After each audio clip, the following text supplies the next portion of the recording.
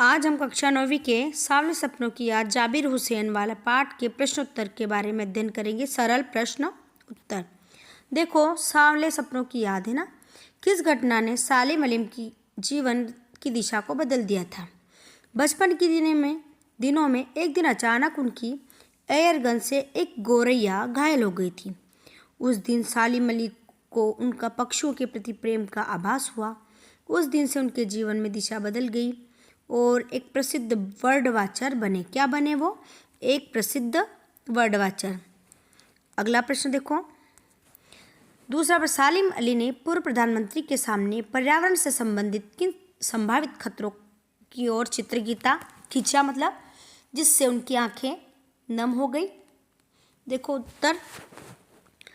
उन दिनों रेगिस्तानी हवाओं के कारण केरल की साइलेंट वैली प्रदूषित होती जा रही थी तथा जमीन के बंजर होने का खतरा ऊपर मंडरा रहा था। पूर्व प्रधानमंत्री के सामने सालिम अली ने इन्हीं चीज़ों के भय का चित्र खींचा होगा तथा स्वयं भी जमीनी व्यक्ति होने के कारण सालिम अली प्रकृति के प्रति प्रेम देखकर उनकी आंखें नम हो गई थी। वो प्रकृति से बहुत प्रेम करते थे, यहाँ चिड़िया, पहाड़ वगैरह, इनसे सालिम अली। अगला प्रश्न, लॉरेंस की पत्नी फीडा ने ऐसा क्यों कहा होगा कि मेरी छत पर बैठने वाली गोरैया लॉरेंस के बारे में ढेर सारी बातें चाहती है? देखो, लॉरेंस एक पशु पक्षियों से बहुत का प्रेमी था, मतलब पशु पक्षियों से बहुत प्रेम करता था। तो मतलब ज़्यादा समय वो कहाँ बिताता था? उसके ऊपर छत पर रहने वाली गोरैया के साथ। कौन? लॉरेंस। इसलिए उनकी पत्नी फीडा ने ऐसा कहा कि इसलिए कहा होगा कि लॉरेंस भी सालिम अली की तरह अपना अधिक से अधिक समय पक्षियों के साथ व्यतीत बिताते थे, जिससे उनकी छत पर बैठने वाली गोरैया भी शामिल थी। लॉरेंस गोरैया के साथ काफ़ी समय बिताते थे और उससे काफ़ी प्रेम भी करते थे और गोरैया भी उनके साथ प्रेमी की भांति रहती थी। अगला प्रश्न। अब देखो प्रश्न चौथा, आशय स्पष्ट करना है। वो लॉरेंस की तरह नैसर्गिक जिंदगी के प्रतिरूप बन गए थे। कौन? अंग्रेजी कवि लॉरेंस एक प्रकृति तथा पक्षी प्रेमी थे, मतलब प्रकृति प्रेमी थे और पशु पक्षियों के प्रेमी थे। सालिम अली भी लॉरेंस की तरह ही अपने जीवन को प्रकृति के प्रति समर्पित कर चुके, मतलब प्रकृति के साथ वो समय ज़्यादा बिताते थे। अगला, कोई अपने जिस्म की हरारत और दिल की धड़कन देकर भी उन्हें लौटाना चाहे तो वह पक्षी अपने सपनों के गीत दोबारा कैसे गा सकेगा? लेखक यहाँ सलीम अली की मृत्यु का दुख प्रकट करते हुए कहते हैं कि अब भले ही कोई की धड़कन, हृदय की धड़कन शरीर का जोश देना चाहे, तब भी पक्षी रूपी सालिम लौटकर नहीं आएंगे। मतलब एक इंसान के मरने के बाद वो वापस नहीं आता।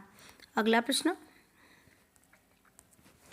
कोई अपने जिस्म की हरारत और दिल की धड़कन दे उसे लौटाना चाहे तो वह पक्षी अपने सपनों के गीत दोबारा कैसे गा सकेगा? तो कोई प्रश्न भी हो गया है ना। लेखक यहाँ सालिम अली की मृत्यु का दुख प्रकट करते हुए कहते, लेखक कौन? जाबिर हुसैन। क्या कहते हैं वो? सालिम अली की मृत्यु पर दुख प्रकट करते हैं कि भले ही कोई अपने दिल की धड़कन या शरीर में जोश भी देना भी चाहे उनकी, तो भी वह नहीं दे सकता, तो भी पक्षी रूपी सालिम लौटकर नहीं आ पाएंगे।